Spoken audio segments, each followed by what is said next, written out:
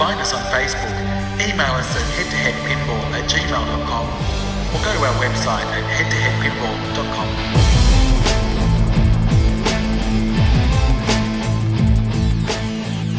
head2headpinball.com. Welcome everybody to another episode of the Head2Head Pinball Podcast. My name's Martin, and with me as always, Ryan C. Ryan C, how have you been?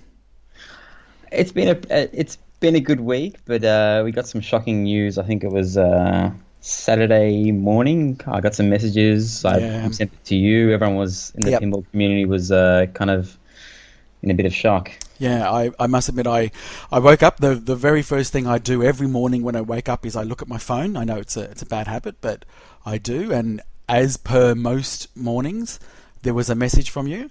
And I looked at the message, and it had a picture of a face, and I went, why is he sending me an article on the guy from Making a Murderer? God. That was my initial look, and then I went, oh, that looks familiar, and then I clicked on the link, and then we found out more. Yeah, same thing happened to me. I woke up pretty early. The kids woke me up. I'm always got blurry vision when I wake up, and someone sent me a little message, and it had the picture in it of the guy. It said, "Me, a man arrested, and for I think child pornography charges."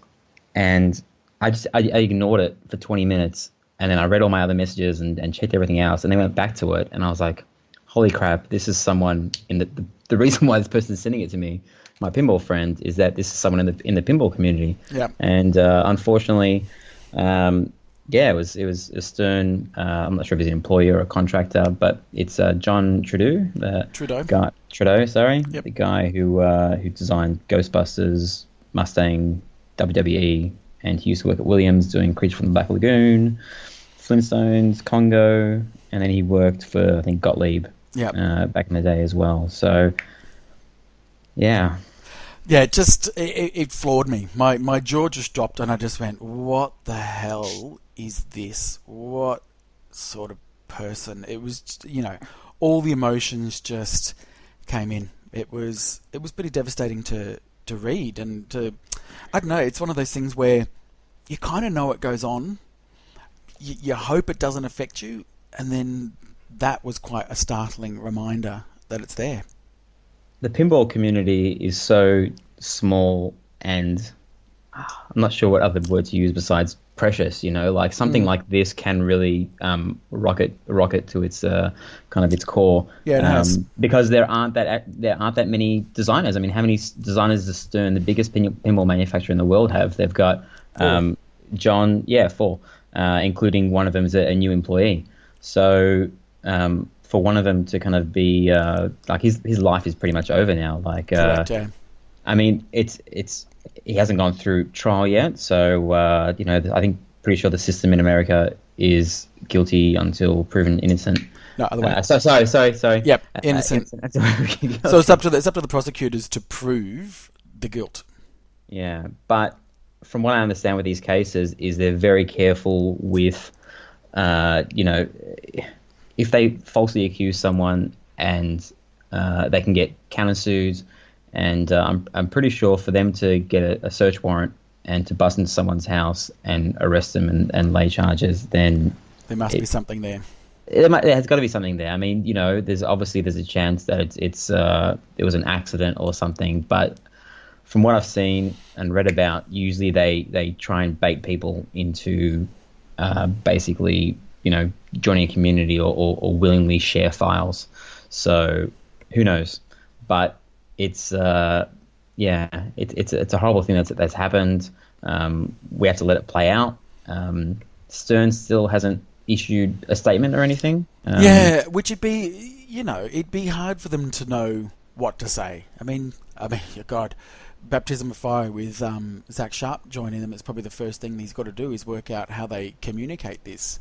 It's the really interesting situation about this is how or whether you can disassociate the person with the company. And there's obviously been a lot of people that, and rightly so, will look at a John Trudeau machine and know that it's got this tarnish against it. And I totally understand that. I don't have any machines, so I don't have to walk past machines and have that thought. But, people have cancelled orders, people have stopped routing his machines, and people are now selling their machines. So it's obviously had a massive impact. Yeah, that's right. And I don't have any machines by him as well. So, and I've been trying to think in my head what would I actually do if I had one of his machines. If I had a Congo and I really loved it, am I going to look at that differently now, even though he designed it 20 plus years ago? I think it's different for every person, and you can't criticize someone for not caring, and you can't criticize someone for caring, and you can't say you're silly for wanting to sell the machine. It's a personal opinion. Right, everyone has a different line, and whether or not this situation crosses the line is it's a personal thing. Yeah, it's purely personal, and that's what I'm saying. Like if you think about this, the type of event, which is obviously horrific, right? It's just horrific, but it does happen, and it happens to a lot of people that work for a lot of companies. So, is the company somewhat responsible, or do they have to take ownership of this as part of their brand? That's what's really interesting here. Yeah, my high school principal, I think it was last year, there was an article, and the same thing happened. I woke up and I had 20 messages from all high school buddies, and a teacher had been arrested for similar charges. Sure. And I refuse to believe, because this teacher was like an idol to me. I refuse to believe that, I said, well, let's wait for the trial on this, and that. And then, I kept on checking the news reports every week. And basically the school made a statement almost immediately saying he's being suspended while the courts do their work. And I think that was important especially when he's working in a school. Yeah, yeah, of course. Pinball's obviously a bit different. And it turns out this guy, it wasn't downloading child pornography or anything. It was he actually had a relationship with an underage student. Right, okay. While he was quite a young teacher, but still, and he's serving, I think, 10 to 15 years in prison. Right. And but I think, the most important thing I think for Stern to do is to release a statement saying that he's no longer working at Stern. He's in prison right now, isn't he? No, he got released this morning. Okay. Yeah, so he got released on bail, so he's out until the trial, I guess. I'm not sure how long things take in the US, if it's quick or if they kind of drag it on, but yeah. Yeah, I mean, it's not something that we sort of really want to go into too much detail. It is, it's a disturbing topic, and I think everyone's been confronted by the fact that they've had to talk about it. I mean, obviously, Pinside's blown up. Aussie Arcade was blown up for a little bit, and then the threads are still active, but there's no active posts on it.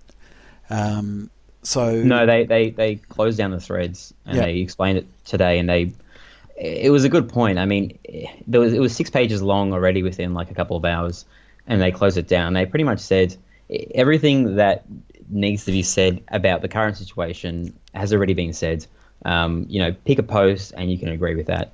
Press the like button. But anything past this, until there's more information on the trial and the outcome of that, is literally just going around in circles and people arguing about something that really doesn't have much to do with the hobby. I mean, it affects the hobby, but do people really want to sit there and talk about child pornography on a pinball forum all day long? Yeah, and not healthy. Yeah, so I mean, we'll probably keep on discussing it a little bit each episode if there are updates and how it affects the pinball community. Yeah, because the rumor is that he got employed, I think, in 2014. There's been 4 pinballs that he's released since then. It was Mustang first, I think, and then WWE, and then Ghostbusters. The 4th pinball machine is apparently already done. Right. His job is complete, and I'm pretty sure it's Iron Maiden. Sure. That those are the rumors. So the big question is, if Stern suspends his employment and he's done in the pinball world, can they release that pinball machine? I would think not. What do you think, Marty? No, I don't think they could either. They'd have to either. I mean, look, it's there's financial implications, obviously, but they'll survive that. But there's obviously options. Do you I don't know, do you change the layout? Do you get somebody to come in and tweak the layout? I mean, the rumor that I'd heard was that it didn't have the traditional gap, so he wouldn't be able to have that distinguishing feature to know that it's his machine. Yeah. I mean, nobody really knows 100% that it is Iron Maiden, but I think there's enough for people to know that that's what it is. They're in an interesting position. They've got to do something to distance him from whatever machine he was associated with. Yeah, and we'll see if I mean, Stern don't really comment on future pinball machines anyway. They don't want you to know what's coming next, because it's bad for business if you're holding your money for a pinball machine that's going to come out in a year. So I don't think we'll find out what has happened to the pinball machine he's designed until it actually comes out. But I mean, they have to release a statement with that, because every pinball machine that's going to come out now, people are going to be asking, is this a John Trudeau pinball machine? Because I think it's one thing, as I said, there's a certain line everyone has for previous pinball machines, Creature from the Black Lagoon. But if there's a new pinball machine, and I'm not sure what his employment contract is, but if he's earning money per pinball machine sold or something like that, people might think that they're supporting him if they buy the pinball machine. So I don't think going forward, most people, as I said, the pinball community is small, but there are still a lot of people out there that don't know anything about, who designed the pinball machine. It doesn't mean anything to them. It's just a pinball machine made by Stern. Yeah, for sure. Look, if I've said before on a previous episode that I'm really looking forward to an Iron Maiden machine, and I would gladly put my money down for an LE. I don't know now. I mean, it's not like I'm saying I'm definitely out, but what I don't want is a machine that's got a stigma associated with it. Yeah.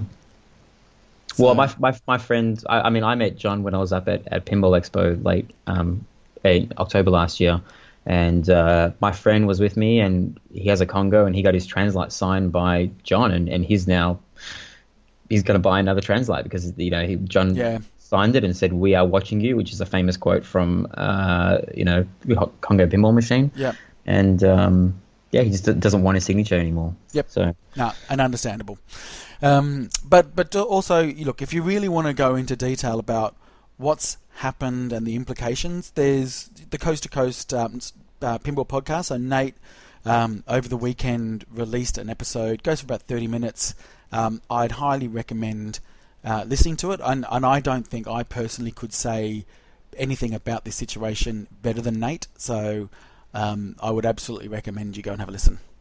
Yeah. And so last thing before we close it off is, we're talking about whether Stern, will change the designer for their future pinball. I mean, the license holder might not allow, want his name associated with it. I mean, we saw with the AC/DC remake, the AC/DC Pro, the drummer wasn't on there because the AC/DC license holder didn't want him there because I think he threatened to kill someone and he's in jail or on bail, whatever the situation is.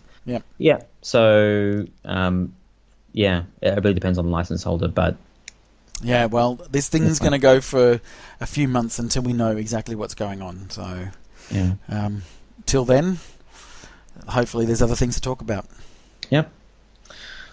So should we go into? I reckon let's go into some better news. Yeah. Okay. But we'll stay with Stern. Stern are listening to customer feedback. Hooray! Good on you, Hooray! Stern. So there was an issue that was brought up a couple of months ago, and this was after the whole playfield ghosting issue, and it was people that were getting split cabinets. Yes. Either out of the box or after a couple of months, or they seem to be happening to pinball machines that were en route. Yeah. So people getting a bit more use than normal. The sides of the cabinets were splitting.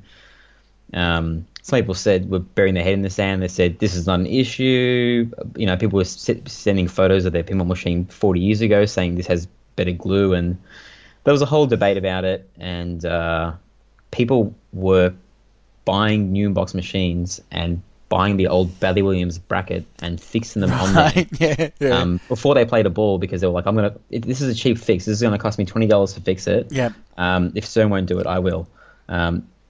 And we got a picture today of someone posted on Pinside that the new Star Wars LEs are now coming with like a Bally Williams bracket. Bracket, yeah.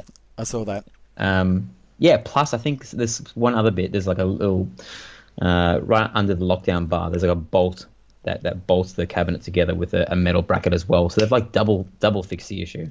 Well, it's such a simple fix, and it's one of those things where the necessity has caused the fix, but these brackets were there for a reason to begin with on older machines. So I don't understand why they weren't there to begin with. Well, I think they were on the old Bally Williams machines, but I'm not sure if and when CERN removed them. I had a look at my machines, like my Tron and AC/DC, and they definitely didn't have them, but apparently they use like a different glue or a different cabinet joining method.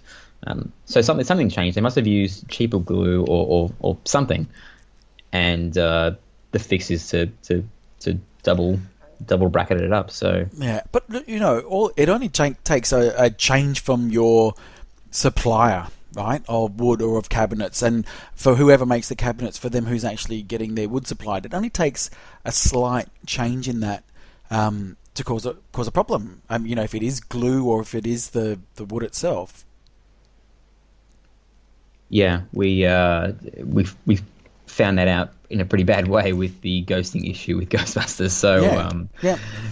If it's not broken, don't fix it. No, so look, a bit of a history lesson for you. My father, who's no longer with us, his profession, he was a timber merchant. So he used to import timber from around the world, and each shipment had to be closely inspected because it was the same wood from the same forest of the same age, and it was all different because of the way it was shipped, how long it took, how much moisture there was in the air.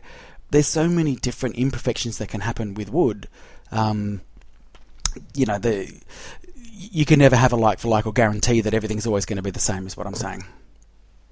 Yeah, there was a lot of people in the in that thread about ghosting talking about the different climate change and the maple seasons, and I was like, geez, like this is so over my head. No, but it's true. I don't want to know about this. Just fix the issue. But it's actually true. And I used to here, like as I said, my dad would spend a lot of money importing this timber, and if it was liability was all his. So if it landed and it wasn't up to scratch, he would lose all his money. Firewood. Not even sometimes. So, anyway, long story, but he used to do plantations that he would then reap the benefits of 10 years later, and that was a risk. You never knew what you were going to get. I got no patience. I couldn't plant trees, and knowing that in 10 years' time I can cut them down. Jeez. Yeah, well, that's what it was like. Hey, Matty, do you know anyone looking for a job? Do I? Particularly in the pinball industry? That's right, because American Pinball are hiring. So I haven't, I got to admit, I haven't really been following a lot about American Pinball and Houdini. So I was very pleased to know that production is starting. Yeah, we've been kind of ignoring it because we didn't want to report it until it was a sure thing, so to speak. But yeah, I saw an ad that they posted saying that they need pinball assemblers, pinball playfield and game testers. I'll be a game tester, thank you. Material handlers and group leaders. Do you really want to be a game tester? Because everyone always jokes that being in the pinball industry would be awesome, but it almost like it would ruin the game for you, right? Like, right. Well, yeah, I know quite a few people that are video games testers, and I say, oh my god, wouldn't that be a dream job? And they're like, well, no, it's not, because you're trying to make the game crash. That's all you're trying to do. Well, yeah, make the game crash. But every time you do, you've then got to fill out this big report. What were you doing at the time? How long were you playing? What was the nature of the report? And what was if there was a bug in code, what came up? And it actually does ruin the fun. I mean, if it was just testing it to have fun and your enjoyment levels, sure, but it's not. It's to break the game, and that doesn't seem like a lot of fun. So I'm not sure whether game testing for pinball would be fun either. Yeah, in pinball it'd be a lot harder as well if you're trying to test out the software, and because in a video game it's just kind of like you and what's going on, and you're in control. Whereas when you're playing pinball, you know, like you got multi-ball and there's 3 balls flying around and hitting certain things, and then something crashes. What do? You taping yourself and trying to figure out what's happening, or I mean, I guess this is a playfield and game testers. It could be just like the people in the Stern videos that have like a ball and a stick that just sit there and test the pop bumpers. Yeah, that's not fun. That's not fun.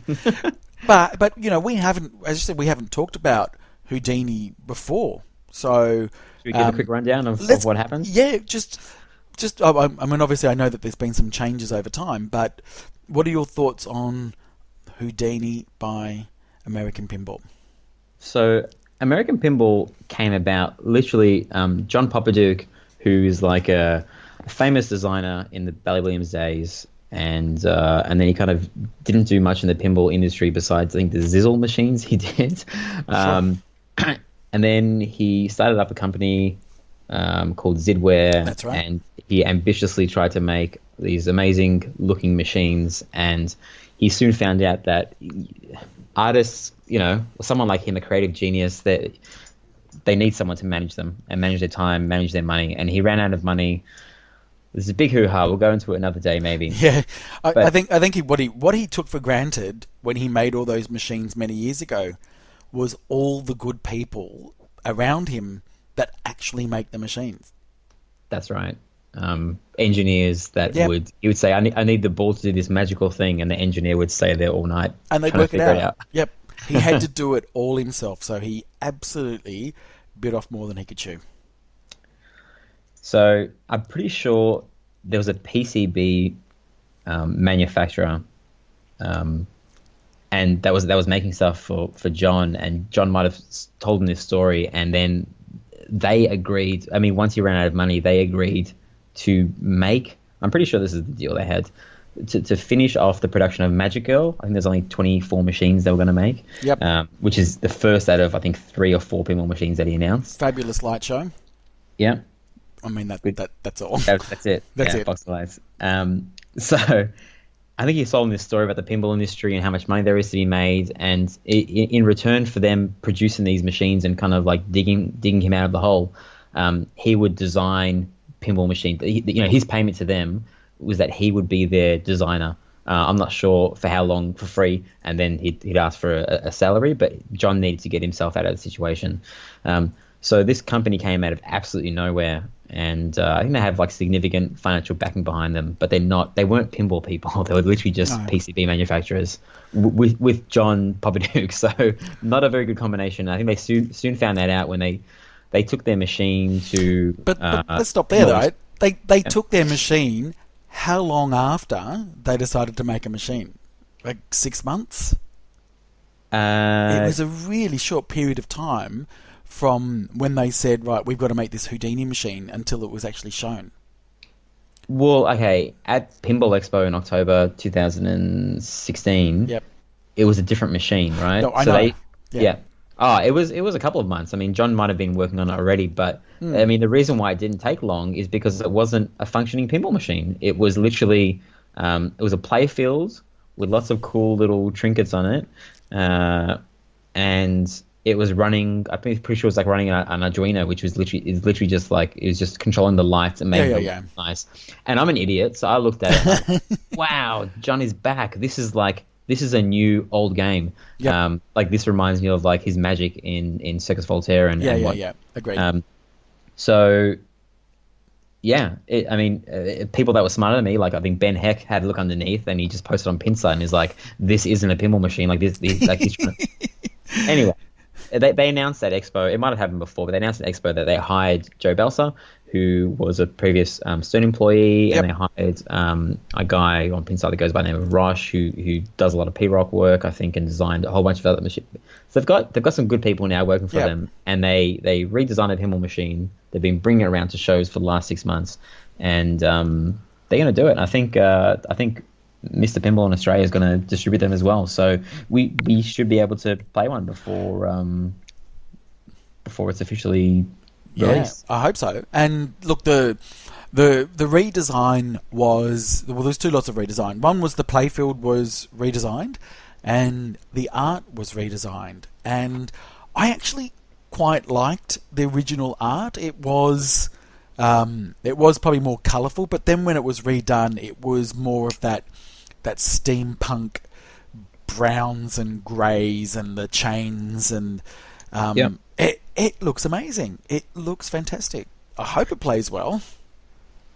Yeah, I've already got enough Joe Belsa pins between, for a lifetime. I don't need another one. But all it needs to have is magic, and that people are suckers. Not suckers in a bad way, but people love magic pinballs. They love theater of magic, and it makes them want more. Yeah. Even Capcom Pinball Magic.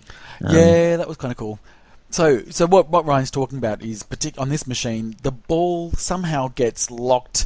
I think it's probably about, let's say, halfway down the playfield on the left-hand side, and then a catapult flings the ball to the back of the cabinet into a box. It's like... It is so cool. It is like the Aerosmith lock, except better. It never fails. It never fails, and it's going further, and it's just like... Yeah, it's impressive. Really impressive. I hope that that's not a gimmick, because you see that 50 times. I'm sure it'll get old at some stage. Well, isn't that almost every pinball toy? Yeah, I guess so. But name one toy that you can watch like 100%, like you never get sick of it. Medieval Man in the Castle, the Spark getting electrocuted. No, the box on Theatre of Magic, when the magnet goes up and hits it for multi-ball. I love that every time. Yeah, that's a good toy. It's nice and quick, and it doesn't last that long. Did I win? Did I win something? Yeah, you did. You win. Yeah. You win a prize. Thank you. Because I was just waiting for you to say Medieval Madness, and I said I can't fucking stand watching that castle blow up anymore. I just want to skip it. I agree. It's fun. It's like, come on, move it on. I need the ball to get my multi-ball or something. So. But at least it's better than the magnet ball on Kiss that goes over the back. Oh gosh! At least it's the start of multi-ball. You do it once or twice, and you just think, okay, I've seen it now. It isn't actually as cool as it should be. Yeah. So that's where we're at now with Houdini. We'll keep on talking about it when there's updates, and as I said, hopefully Wayne flies one down. Yes, Wayne. I'm pretty sure. I'm probably should have checked my facts, but I'm pretty sure he's going to be distributing in Australia. There's lots of distributors already in the US. I think the price is $7,000 US. Right. Okay. So in Australia, that might be. It's probably going to get around the 12. Yeah, 12. Yeah. We'll see what the Australian markup is at when we get it. So and you know what? It's like what you said. You know what? Bar game. When we were talking about Thunderbirds, and we said, it's $6,000. Is it worth it? Well, I think it's one of those things where you need to actually see it to decide whether you think the value is there. And Houdini looks like a great game. It looks like a great game, like a Bally Williams from back in the time. Is it worth $12,000 now? I guess we'll have to see. Yeah, the good thing is that I'm pretty sure there will be they're not selling direct, so it's not like an Alien situation where you have to send your money to some stupid company overseas. Yep. You're gonna be paying an Australian company. You can pay by credit card. I'm pretty sure your money will be safe. So yeah, well, and the good thing about Mr. Pinball is, so far from what I've seen, every time a game's coming out, you can maybe correct me if I'm wrong, but he will get a sample. It'll be in his showroom, so you can go and play it. And that's what I did for Wizard of Oz, and that's what I did for Hobbit. I went down there, had a play, and went, yep, love it, here's my money. Yeah. In fact, with the Hobbit, I was on my second ball, and he came over and he said, so what do you think? I said, you can have my money. Honestly, that's a true story. Same thing happened to me, but I'd already pre-ordered 6 months previous. So. Okay. No, I must say I've never pre-ordered. And obviously I nearly pre-ordered with Alien, but again, with every fibre in my being, I just went, I'm not a pre-order guy, so I didn't do it, and I dodged a bullet there. So the other pre-order that's happening at the moment is Total Nuclear Annihilation. We mentioned that last episode, and we were gushing over it. And we did a bit. Yeah, I've got a our friend Nimo, who emailed a couple of episodes ago, thinking about buying his first pin. He's very close to pulling the trigger. His email has got Really? his voice there. Yeah, and if he buys it, I almost feel like I don't need to buy it. Like I'll just go to his house and play it and save me some money. No, Nima, don't buy it. Get something else. Let Ryan buy it. We can go to his house. It's probably actually no. You're closer to my house, aren't you? I am close to your house, but I just say that because I think that is a good machine to have in a collection. Ah, definitely. I wouldn't recommend that as a first machine. Well, every time he's my gym buddy, so every time we go to the gym, that's all we talk about now is pinball, which is I love it, but at the same time, he was my only non-pinball friend, so it's almost. I told him off the other day. I said, hey, dude, can we talk about other stuff? And he's like, well, what do you want to talk about? And then it lasted about 2 minutes. We started talking about pinball again. Pinball's awesome. Of course, we talk about pinball. Yeah. So I read an interesting thing. I mean, Scott's been awesome. Scott Denisi, the designer of this pinball machine. Yep. And he's been answering a lot of questions on Pinside in his threads. And the interesting thing, I'm pretty sure I read this correctly, is people asking how did you get to the production model so quickly? Hey, how can you go from the prototype to this so quickly? And he said that there's only one custom part in the pinball machine, and that is the orbit rails, which had to be kind of made to suit the pinball machine. Right. Everything else, obviously there's a playfield art and whatnot. You gave me a complex about whatnot before the episode.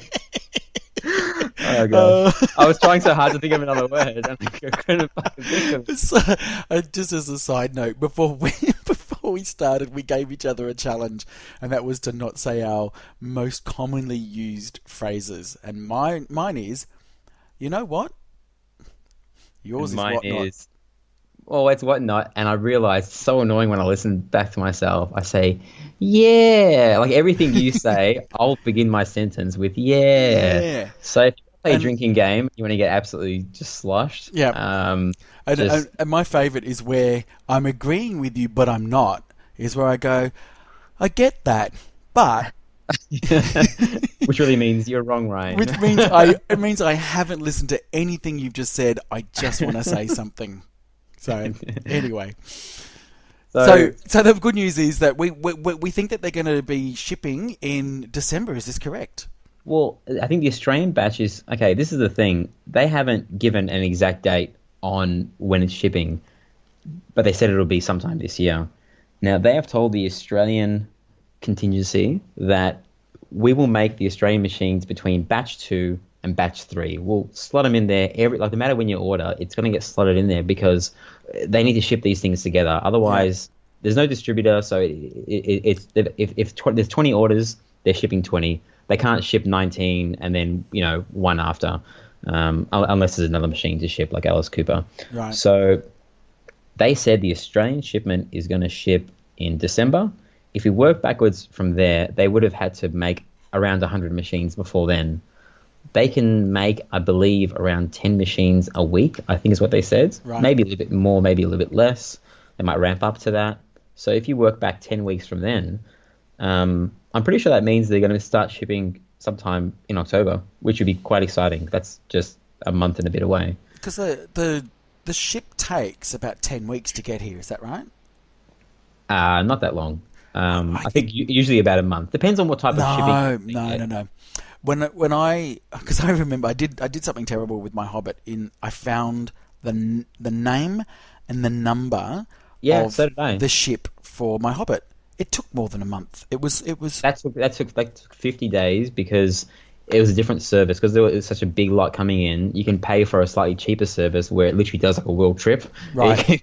I had it as well. I had the little app open on Yes. I It took a world trip. Like, hey, where's the ship at now? And it was a fucking nightmare because it literally turned around. I know. And sometimes was going away from Australia, and I'm like, no, come back. That's right. Every day you'd think, okay, it's going to be on this section of the map, and I'd look at that map and I'd go, you're not there. And then I'd realise it's actually heading to another destination. It literally stopped in every country before it got to Australia, and it took forever, and it killed me. Yeah, I think Wayne just paid for a slightly cheaper service. I think maybe to substitute, like the Australian dollar just shat itself and it was so he didn't raise the price of the pre-order price, which is good. I mean, it was $2,000 cheaper than what you pay for a dialed in. So I was happy to wait as long as the price didn't go up. And it was definitely worth the wait. So I was. But I think usually when Stern do it, when AMD do it for Stern, it takes around 4 weeks. So we'll see. We'll see. Yeah. Okay, and next bit of news is a bit of an interesting piece of news in that I don't know whether it happens to you, but it happens to me where people think that we were legitimately being sued. Oh God, I'm sick of the messages. It was really funny the first day that we did it. We pretended that we were sued by Slam Tilt Podcast, but people are just starting to get into our episodes and. Big shout out to everyone that's listening. I mean, our numbers are a lot higher than what we thought they would be, which is a bit scary because we don't think we're that great. But well, you're not great, but anyway. Okay. I mean, people are going back and listening to those episodes. I get like 3 or 4 messages a week saying, "Oh, hey, like, are you actually getting sued?" No. It was a joke, okay? That cease and desist letter was made by Marty. It wasn't even made by them. They started the joke. We capped it off. So. You know, I like to pretty much shut things down. So if you're going to make a joke, I don't just want to make a joke that's of equal value. I want to make something that is so good it shuts it down. And we were laughing hysterically as I was sending you draft copies of it, and I was doing it thinking I am literally the funniest person in the world, not realizing that people would think it was serious. Can you if you do look at the cease and desist letter, please note that it has got Ron and Bruce and George Stakei, their faces up on the logo for Snapchat Podcast. Our address is like Penal Colony Road, Outback, Australia. So that's not a real address, guys. It was a joke. It was a very funny joke. Like, honestly, it was very funny. You're hilarious, mate. You're hilarious. I am hysterical, but I think we just, for those people that are listening, the joke's over. Okay, joke's over. It was not real. It was just a lot of fun. It was a bit of clickbait, and it worked. And I guess the negative thing about clickbait is that people don't actually read the full thing. They just see the headline and they form an opinion on there. So that's fine, but please, no more messages. If you write me a message again, I'm just going to say, we're getting sued. Yeah, it's okay. But keep listening. Don't stop listening just because that we're a fraud. There'll be more fake controversy to come, okay, guys? I'm sure there will be. So, Mike, home pin.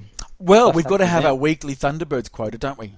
Yeah, we do. He's entrusted us with some news, so it's almost like a paid advertisement, right? It is. But can we just say categorically we are not being paid because people start thinking that we're shills for home pin. We're not. We're not. But I don't know. You know what? We're excited. It's an Australian company. Sure, they're manufacturing in China, whatever, but it's an Australian company releasing a pinball machine, and that hasn't happened since Hankin. And apologies to anyone that owns a Hankin machine, but we're excited about an Australian. Fuck. I thought you were going to say something after that. That was your bit. I just apologize. No, they're not very good. Horrible. That's horrible. I haven't played one, so I can't. Okay, so look, I've played them all. They're okay. How many are there? Oh God, I can't remember. There's FJ. There's what's his name? Dennis Lilly's How's That? I think there was one called. I played that. Orbit One. There was Shark, and then there was the Star Wars one, and then there was The Empire Strikes Back. Now, here's the fun thing about The Empire Strikes Back. I'll list all the good things about The Empire Strikes Back by Hankin. The back box. That's it? That's all I got. Jesus. It is a terrible machine to play. I think it's a wide body, and it's got a layout that, if you look at it, you think I'm playing Firepower. It is just a rip-off of the Firepower layout, but it's devoid of any rules. It's not fun. Sorry, guys, but... I found a list of his pins: Dark Rider, Liquid Lighting, FJ, Dennis Lilly's How's That, All But One, Shark, and Empire Strikes Back. Apparently there's only about 350 Empire Strike Back. Yeah. But, that's pretty damn rare. You know what? Sorry to say this, Canada, but if you want a really good light show, get an Empire Strikes Back. Sell off your Magic Girl. Sell off your Magic Girl. Buy an Empire Strikes Back. It looks great, but it's just as playable. Anyway, let's go on to Thunderbirds. We are excited because it's an Australian company making a pinball machine, and god damn, we hope it's good. So he released the flyer of the pinball machine today. Yep. Not today, sorry, sometime this week. And you can go and have a look at it. We won't read everything, but what does it have? It has real mechanical pinball action. That's good. Excellent. Yeah. It has a dot matrix display, so I think he's the only manufacturer left that's going to do a DMD and not an LCD. I'm kind of cool with that. Yeah. Single level playfield with ramps and subways. Ramps and subways. You've heard it. We couldn't mention ramps before, but it's got ramps and subways. It's got ramps and subways. The subway is really interesting, and I'm not sure if I'm allowed to say it, so I won't. But I think the subway might do something really interesting that has never been done before. From the picture that I've seen, the subway won't be normal subway. Okay. That's all I can say. I honestly cannot remember. Yeah. So look, I love this. Home pin legendary bulletproof electronics. Now, that's how did he become legendary before?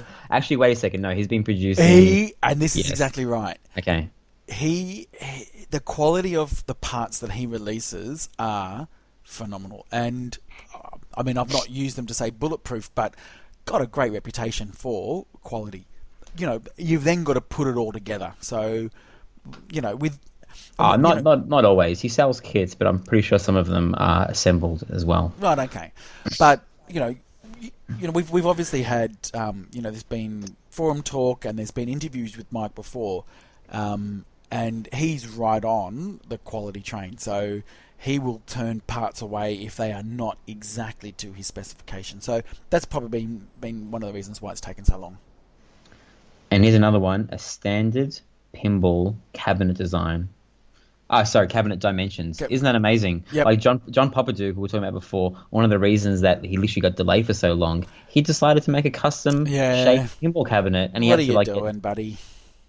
Custom designed glass and hinges and back box. It just screwed everything up. Like don't reinvent the wheel on that one. No one, and people that line up the pinball machines, they don't want one that looks different. That's another knock that people have on the Houdini pinball, is that the back box looks weird. Yeah, cough, alien cough.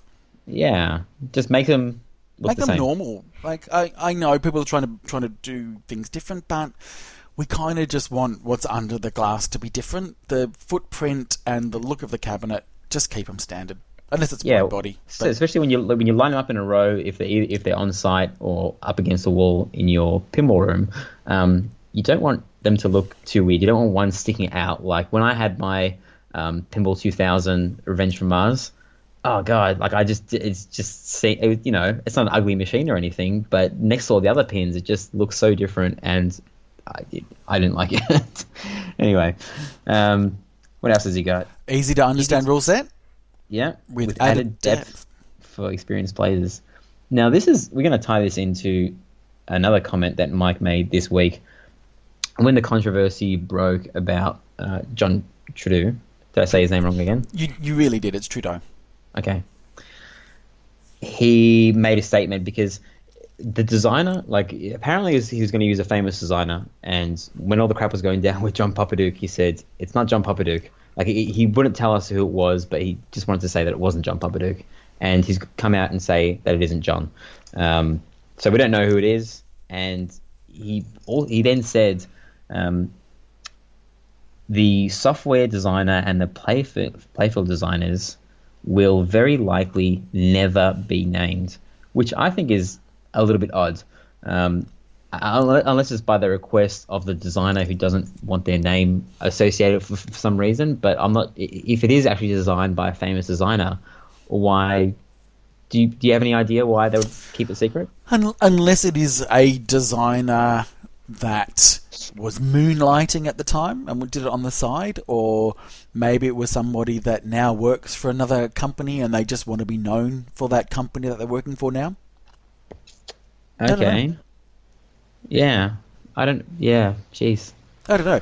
But they've said that they don't want to be named for their own reasons, so I don't know. Well, I mean, maybe I'm just speculating that maybe Mike doesn't want to name them, and maybe they don't mind being named. Who knows? Yeah, okay. Who knows? But speculate away. Send us an email at head2headpinball@gmail.com if you have a theory on this. Tell us who the designer is. We won't tell. If you have some exclusive rumored information, and you don't want us to talk about it, it's just for us, then feel free to send us an email. We can keep it secret. But the other thing, the most substantial warranty in the industry. Now, again, this is somebody that's backing the quality of his product, right? Mm-hmm. I don't know. We obviously don't know what substantial warranty is. We'll probably get the details on that later. But I mean, that's a bold statement to put that on the flyer. Yeah, I'd like this to turn into what's happened in the automotive industry, where it was like a 3-year warranty. I think it was a 3-year warranty on new cars for ages, and then one company just said, "Fuck it, 5 years." Yeah, and then everyone followed, and then everyone's like, "Well, what do we do after 5 years? Like 7 years?" There's a 7-year warranty. Yeah. Yeah. So I mean, I think for pinball it's like 90 days or something ridiculous with Stern in the US. Yeah. In Australia we have better consumer protection laws, and I don't know. I'm not sure if anyone's tested it with pinball machines, but you're meant to have at least a year on certain parts. I mean, I don't think that protects you against ghosting after 6 months. Yeah. Because that might be like it's a commercial product and it's a steel ball and all that kind of stuff. But like a major electronic fault, I'm pretty sure they have to cover you for up to a year, unless you're selling a second-hand part. Right. What else we got here, Marty? Well, you will not have to fork out any extra for a shaker motor. Woohoo! I know. So you won't be cancelling this pre-order because you don't get a shaker motor. No, I'm sure there was more reasons than that, but it was pretty much down to the fact that you weren't getting a shaker motor. Illuminated flipper buttons. Oh, that's kind of cool. Yeah, it's like a $20 mod or a $5 mod depending where you buy parts from. But floor safe feet. Yeah. Program. No, I don't think anyone's ever done this. I know. Programmable electronic coin making. I know. So I think some pinball machine, like in Jersey Jack, like when I got my it had like a coin mech for quarters. Yeah. Absolutely useless here, but I mean, I'm not sure how much it costs for him, but for us to buy, I mean, you probably bought one for your machines at U-Site. When I bought, it was $220 for a microcoin QL coin mech. Yeah. Quite expensive. So the good thing about it is that if you do want to site your pinball machine or you're umming and ahhing about it, then just chuck it on the site. It's already got a coin mech in there. Absolutely. So. But let's go to really the big showpiece in this is the electroluminescent headbox decals. And when this flyer came out, people were going, "What? We haven't heard of this before." And fortunately, Mike had put up a movie of the on Facebook of the EL headbox decals. And so if you go to Homepin on Facebook, you can see he's actually just reposted it, and they look great. My only thing is, I would have loved those to be on the inside of the cabinet where you put your mirror blades. They would have been great. I don't mind. I mean, I think that's a lot harder. And I want both. You greedy bastard. Yeah, well, this is the first time it's been done, and they're quite expensive. Like I bet. When Star Wars Alley got released, literally, I spent the first week thinking, how can I make this look better? And I was thinking of getting an artist to redesign the cabinet decals and make it like a Darth Vader edition where it's all black. And then I just kind of realized the cost and said, this is bloody stupid. But one of the other things I was trying to figure out is how to make the side rails lighted and maybe tie it to a flasher or something. And electroluminescent paper is expensive, even from China. Like it's I think like for a big, massive like A3 sheet, or was it AO sheet? Sorry, AO, which is like the biggest size paper. Yep. It was like 600 Australian dollars or something. Yeah, okay. One of them, like a wholesale price. So quite expensive, I think. And he's including it for free. This is not an LE. This is not like an upgrade. This is not part of the accessory kit. This is just part of the machine. So he showed this about a year ago, and I forgot how good it looked when he posted the video. I was like, holy shit, that looks freaking amazing. It looks amazing. So, and I would not be surprised if it becomes a standard thing in new pinballs. From who? Why, has he got a copyright on it? No, but I mean, who's going to spend the money to do that? Like Jersey Jack? I don't know. Come on, Jack, do it. Do it. Pirates of the Caribbean. What? I mean, what? Pirates of the Caribbean, like cannons. I don't know. No, when he finally gets the rights to Harry Potter, and they have to do like a wand or something. Yes. Yeah. See, you can see it now. Maybe this is how they can get J.K. over the line. Yeah, they just corner her when she's at a restaurant. Just corner her and just fucking like wheeling the machine. Just wheeling the fucking prototype and have it already designed and say, fucking check this out and sign here. She's just like, okay, you pinball guys, fuck off after I do this, and it'll be done. Anyway, sorry for swearing so much. I couldn't imagine J.K. Rowling swearing like that, but sure. I didn't even try and do a UK accent. Moving on to Highway Pinball. We haven't spoken about Highway Pinball for some time.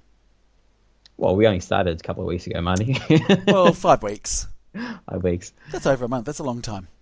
So, go. I believe CoinTaker in the US are going to get their shipment soon, but there was an interesting post, and apparently they're not only getting a couple of pinballs soon to distribute, they're also going to get a lot of parts, including replacement parts like new playfields, new Zotac PCs, and including replacement PCBs for people that already have an alien. And so I guess they're considering the aliens that are out in the wild are prototype aliens. And I can't imagine this would be too cheap. And I'm not sure what people were promised that got an early alien, but I would have thought if you get one early, you kind of, like that's your prize. You get it early. You have to kind of deal with having a different playfields and an older PC or something. But they seem to maybe be upgrading everyone. Well, I don't know whether that makes good business sense, but from an end user's point of view, that's fantastic news because effectively, all the machines that have gone out, let's call it from the Andrew Highway gears, they're not full production. It would have just been bits that have come in, and I don't know whether the quality would have been there. So I would say this is a sign that they know that the machines that have gone out already aren't very good, and they're getting ready to replace them. And there was a lot of issues, and I don't. I mean, some people were reporting them, some people weren't, because I mean, how do you can't really publicly trash a company that at that stage was on the knife's edge of going under. So I think people were kind of like talking between themselves. People had like lighting issues and playfields chipping and a lot of stuff not working. So PCs freezing up. Yeah, I mean, look, so if that all works out, if those aliens are of the same quality as that, don't mention it. Whatever. If I mention it 3 times in a row, that god awful Full Throttle, then you can understand why. I'm looking forward to the day that they are no longer Highway Pinball and they're UK Pinball or Wait, are most of the owners like from Norway or something like that? So call it Norwegian Pinball. Yeah, no, or something better. What have you been up to this week in pinball money? Well. Oh wait, are we going to talk about? Sorry. There's one more news piece. Sorry, I thought it was part of the mailbag. There's not. There is actually a piece of news. I'm sorry for saying it, Bruce and Ron. A bit of news, some P-ball news. So it's actually been announced. The Kiwi Pincade for 2018 has been announced, and yes, it is some time away. But I'm going to put this out to our US listeners, and there are a lot of you. We are, as a side note, we've got to be very thankful for the amount of US listeners that we get, because we can see it by region, and we get a massive amounts of listens from the US. So thank you, everybody. Thank you first, Steve Bowden for promoting us as well, and everybody that talks about us, Slam Tilt as well. But the reason why I bring that up is that, so this is Rotor Dave, right? So Rotor Dave puts on the Pincade in New Zealand. And this year it's going to be in 2 cities over 4 days, in Wellington and Auckland. And this is an event that I think people from overseas should come over to. Not only because New Zealand is an amazing country, and not just because of Lord of the Rings, where it was filmed. Absolutely beautiful. It is a stunning country, and the people are alright, I guess, but the country's fantastic. But and I'm hoping to get to this one. It is it starts in Wellington on the 8th of March 2018, and I believe it then finishes on Sunday the 18th. It's almost like a pinball road trip, right? Well, not really road trip, but I mean, you travel, around New Zealand playing pinball machines together as a collective group. Yep. And you end up at Rotor Dave's house, who has, according to his Pinside profile, about 128 machines. So apparently he has all the System 11s, all of them, and yes, even the shit ones. And apparently in immaculate condition. And a lot of people that I know from Australia that have gone over there have said, for our region, being Australia, New Zealand, it is the best tournament to go to. So I'm very tempted myself. But as I said, it starts in Wellington, Thursday, 8th of March 2018, at a commercial location where festivities and a tournament will be held beginning in the early evening. Friday, 9th of March, 9 till 1, there's breakfast and pinball at Wellington Host's home or another commercial venue. And then on Friday, they fly to Auckland, which is north. I drove from Wellington to Auckland. If there was more time, I'd recommend it. It's a beautiful drive. And then they're going to have a games night at someone's house. And then Saturday, 10th of March from 9 a.m, 2 to 3 breakfast. And then there's other games rooms. And then there's 2 tournaments on the Sunday. This is right before TPF. So this is like a week before Texas Pinball Festival starts. You're not going to be able to get a pass from your wife. No way known. So I'd love to go one year though. I mean, it's right around the corner from us. It's not going to cost us much. It costs less to go to New Zealand than to Pinfest in Newcastle. Right? That's true. So they're expecting about 100 participants for each tournament. So there's obviously good points there. And you know what? I would say, even if you're not a good player, just go over and play these machines. This collection is fantastic. And, obviously, Ryan, I've talked to you about trying to get you along to a place that's got these older machines. This is it. This is just great. But not only that, they are going to be raffling off a restored Judge Dredd on Saturday night. That machine may change. Oh my gosh! Hey, that's why he's raffling it off. That's right? why he's raffling it off. But and it's limited to 100 tickets, so you've got a 1 in 100 chance of winning a Judge Dredd machine. Cool. So that's pretty cool. And apparently this year, 2017, they had 160 attendees. So, and 34 from overseas. So, guys, I reckon you should make this one of your events to go to. Yes, Ryan? Mate, stop avoiding the fact that this week you went to a strip club. It's true, right? It's true. You've got it here in the show notes. This week in pinball, the Marty section, strip club. So what's going on? What happened? Okay, it is true, everybody. I went to a strip club. Okay. Good? Yeah, it was... Do you know what? The things that I saw come off in this strip club, I have never seen. I got my hands dirty. Let me tell you now. All right, joke over. So, we mentioned Lucas from the Bayside Pinball Club last week. So So again, we talked about him being an ambassador. He does all this stuff for pinball. Well, here's another thing. So he started Pinball Strip Club. And effectively, there was about 10 of us.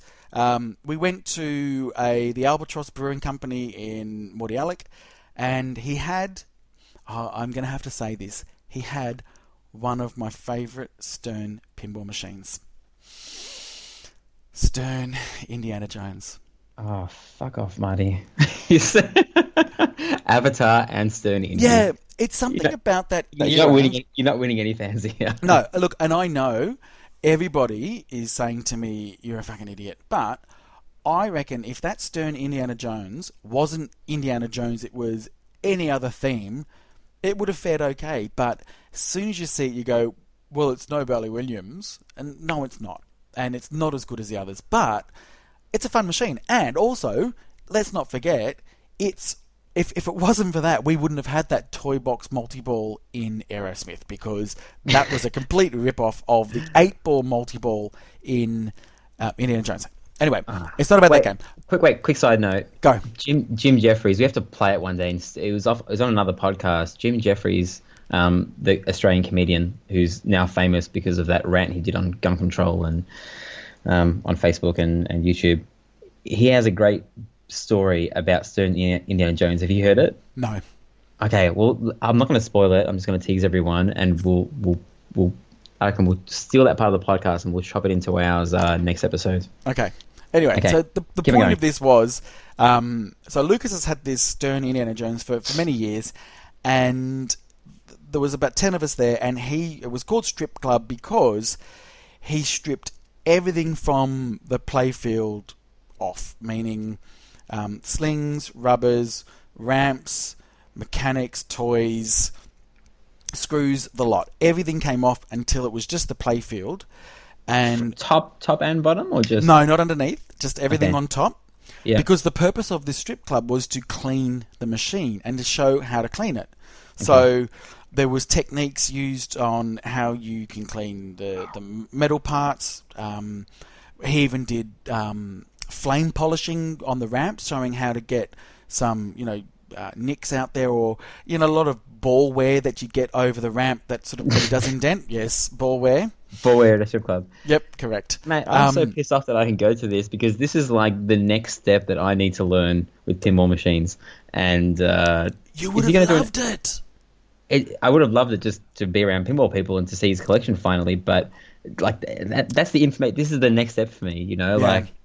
Well, is he doing one again? Yeah, he is going to be doing. I think he's probably going to try and do it every month. But again, everyone look up Bayside Pinball Club on Facebook, and he'll announce the next strip club.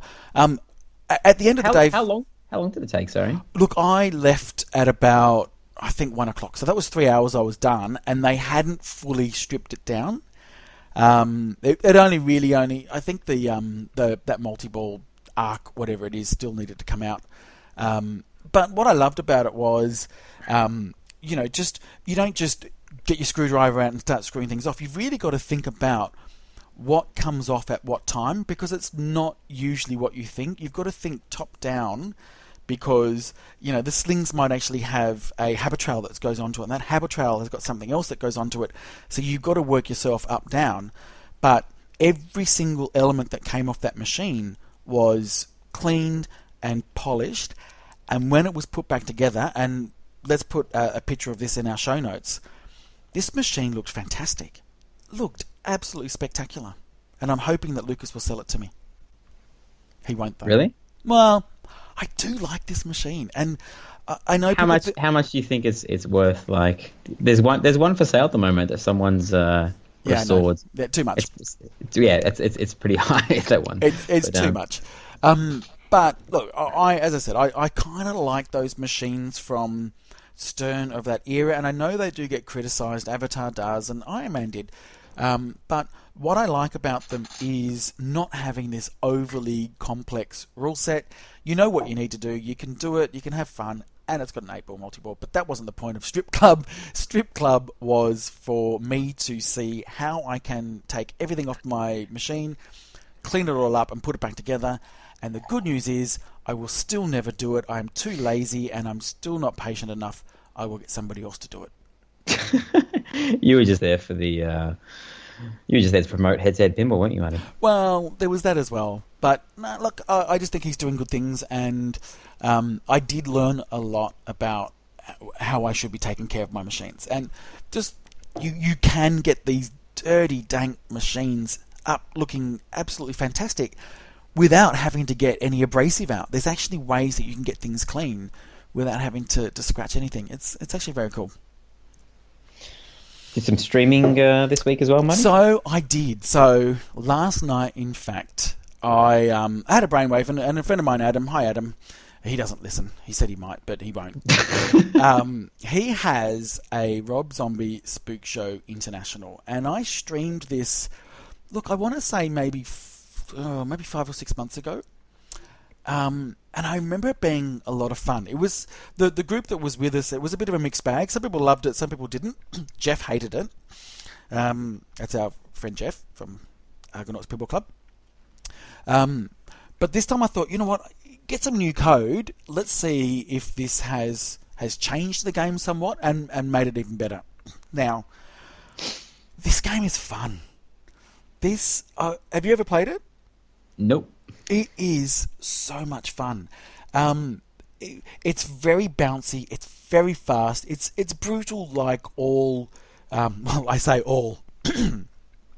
All too spooky machines.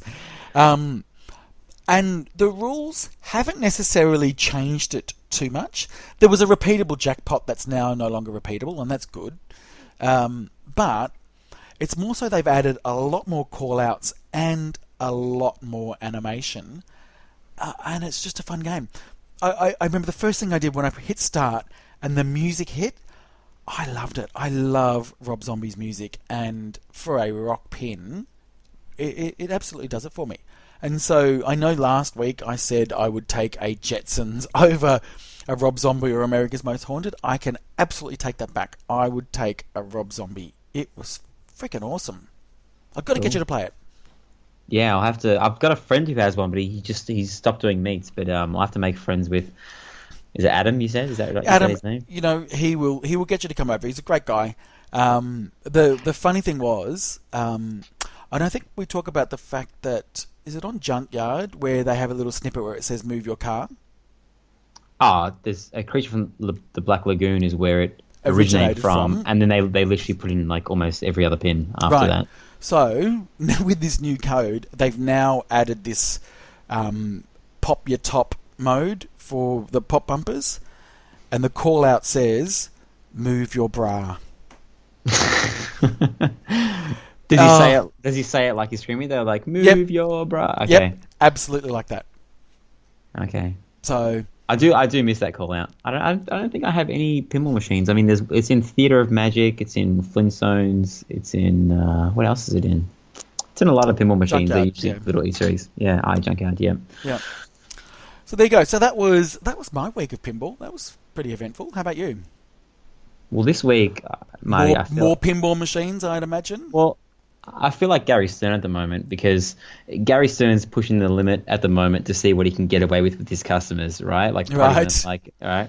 I'm the Gary Stern to my wife at the moment. I'm pushing her to see how many pins I can get in my house before she just cracks the absolute shits. So I'll get to that bit in a second, but the good news is The Hobbit is now fixed. Hooray! Hooray! Great. So yeah, the part came in. I went down. I actually fixed every single pinball machine that was there. Because I mean, they reported one rubber was broken, but these weren't game breaking things. But I played one game on all the machines while I was there, and the flipper spring broke on Spider-Man, so I fixed that. Had to take off like so many parts just to place one rubber on. That's I just suck at taking pinball machines apart. You have to remember the order. Strip club. I will. I'll come to the strip club. God, come on. I'll get my money, my dollar bills. I'll make it rain. Will you give me a lap dance if I make it rain, Marty? Well, I would do that anytime. Okay. So, getaway. I fixed a little rivet that popped out, and I finally. This is the messed up thing. I put the part in. All right, they finally sent me the correct part. I put it in. I turned on I turned on the pinball machine. So I'm getting angry thinking I about it. know. I thought you were going to say mother flipping. Keep going. Yes, I'd stop myself from saying it. I turned on the pinball machine and I still had the issue.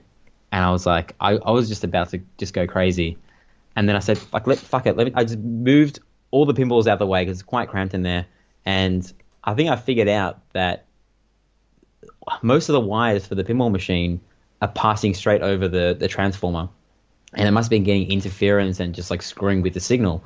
And I'm not sure if it was like that to begin with, or when I moved it from my house to there, they kind of moved over it. But I flipped all the cables around to the other side, and I kind of bent them in a way that they can't accidentally flip back. And I tested the machine for 45 minutes, a very long time. And because it's a temperamental issue, I just had to kind of sit there and keep playing it. And it's working. So I kept on calling him like almost every day saying, is it still working? Is it still working? Is it still working? And it is. I think the bartender there is sick of me calling because I can't just check. It's pretty far away. So I want to give it 2 more weeks and then send all their parts back, all the wrong parts they sent me. So that's some good news. Great. I watched Elvira with my wife a couple of episodes ago. Right. I made some disparaging comments about Cassandra Peterson and Elvira. What do you reckon? It was hilarious. She's so funny, don't you reckon? Oh man, it made me miss 80s movies so much. Like they're cheesy, but it's like it's the right amount of cheese, right? Yeah. I don't know how to explain it. Like movies these days that try and be cool and funny and hip, they're just so bad. I know. And it's a good B grade movie. And what about that rack? Oh my god! I just. So I'm allowed to say this, okay? Sure. Because she's putting it out on display. It's not like she's trying to hide it. I mean, movie is about her boobs. So But you know that there is a TV show, not just the movie. Like a TV series, or so she used to do like host a horror movie type each week, and she would introduce the movie. Yeah, but that'd be like a 5-minute thing before the movie, right? But it was the best part of the movie. It was 5 minutes before, and then she did that movie, and it's hilarious. And I know you can actually watch it on YouTube. The whole movie's there. Well, it's quite funny because I was talking to my wife about it, and that's what made. She said, "Let's get the movie. Yep. Let's hire it and watch it." And after I watched the movie, I almost understood my wife more because she always wears black. She's not like a preppy person that wears like colorful clothes. She's almost always wearing black, fishnets, dark makeup. And I said, like, I finished the movie and I'm like, is this like your childhood idol or something? It's like, yeah, me and my brother used to. Yep. The TV was our babysitter because our parents would play with us, so we used to just rent the movies and we watched Elvira so many times. Yep. She was like my hero because she was like a strong woman that like took shit from like nobody. Yep. Like she, So, if I want your opinion, I'll beat it out of you. But so you can now understand what I'm saying about Elvira in that overt sexuality was completely taking the piss. Yeah, I take back what I said. That was a bit of a silly comment, but I'm still not sure if I would have that pinball machine in my house, simply because, as I said, I don't want my kids to think they wouldn't get it. Well, no, they wouldn't get it. I just don't want to see a chick with like big boobs hanging out, like, and think that's like a role model. Because look how my wife ended up. She ended up making poor decisions and marrying me. So I don't want that to happen to my kids. So have you bought new pinball machine? Because I just expect every week that you have at least 1 or 2 new machines. What's happened this week? I need some help, Marty.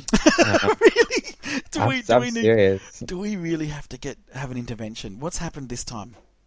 Well, I'm sitting there playing pinball during the day, and I'm lucky that I can work for myself. So an ad pops up on Gumtree, Twilight Zone. Twilight Zone's always come up. They're always just priced just at stupid prices. Yeah. And because it's a theme that people know and they love and they played back in the day, and the prices just shut up. So this one was decent price, and in the comments, in the last line of the comments, it said, "I also have a Circus Voltaire for sale." Now, that's what piqued my interest, and I've already had a Circus Voltaire. My kid cries about not even when she wasn't into pinball. She's into pinball now, but even when she wasn't into pinball, and she played every once in a while, that was the only pinball machine she'd play. Right. Like videos of her when she was like 2 years old, like talking smack to the ringmaster. Like he would say something, she would say it back. So I thought, and he said around the same price, and you know, it said that the Twilight Zone wasn't too overly expensive. So I rang the guy. I drove down the next day. I drove down as soon as I can, and I only have a ute that holds 2 pinball machines, and it rained like absolute crazy for 3 hours. And I stayed there with the guy for 3 hours and just dragged on our conversation as long as possible. He just bought like a machine, and I was helping him tweak it and things and that.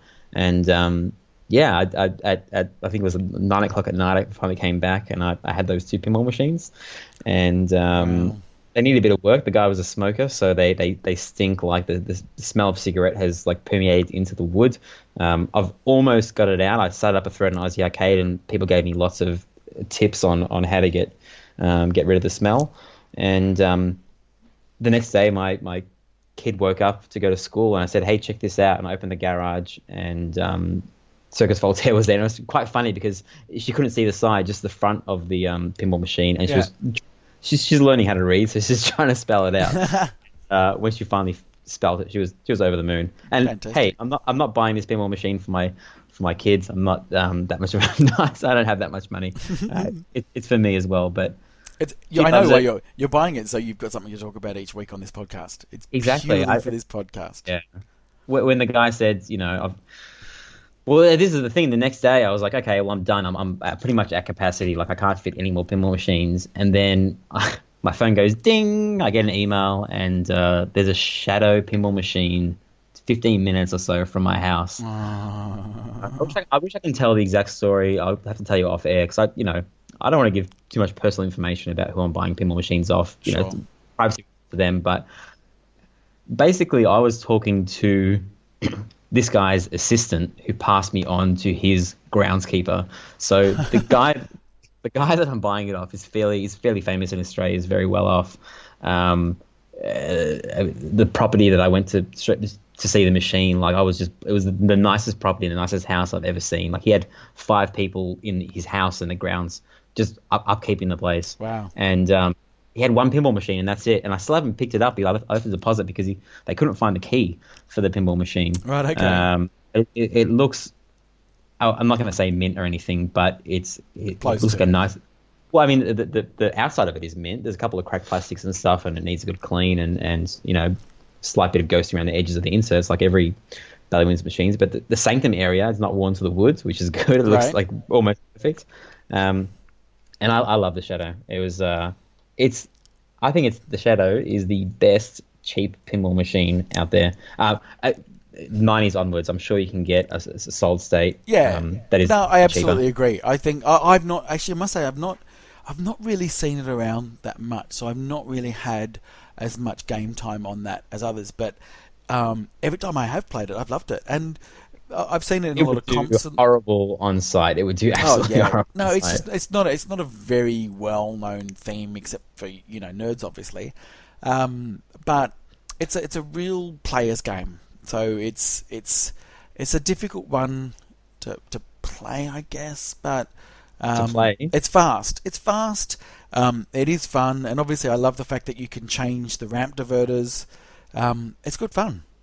It's got that inner loop repeatable shot, kind of like the warp ramp, but it's not going up a ramp. It's yes, warp orbit, or kind of like Getaway actually. Yep.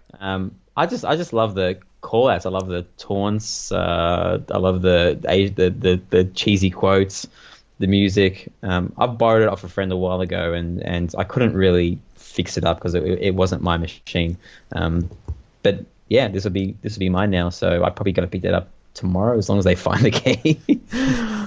I hope I'm not being scammed. It was quite funny because the groundsman that showed me the machine, I said, like, does he have any more? Because I got a decent price. Yeah. It was in good condition. I said, like, is this guy selling all his machines? Like, he's like, oh yeah, he's got a couple of pins in the garage.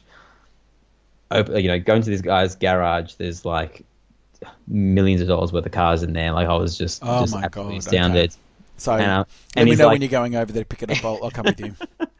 He points to the corner and he goes, he says, there they are. And I'm like, what? And I'm looking around and I can see, this car and that car and this exotic car. So I walk over and he's like, there on the floor.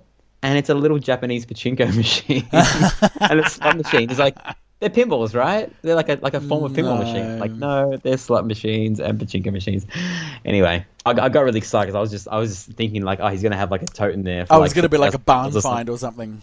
Yeah, just a guy who just has these awesome games, but just the Shadow. So that's 3 new machines that I've got. Plus, I got Demo Man and Whitewater that came today. Oh my god. So I've rearranged my room.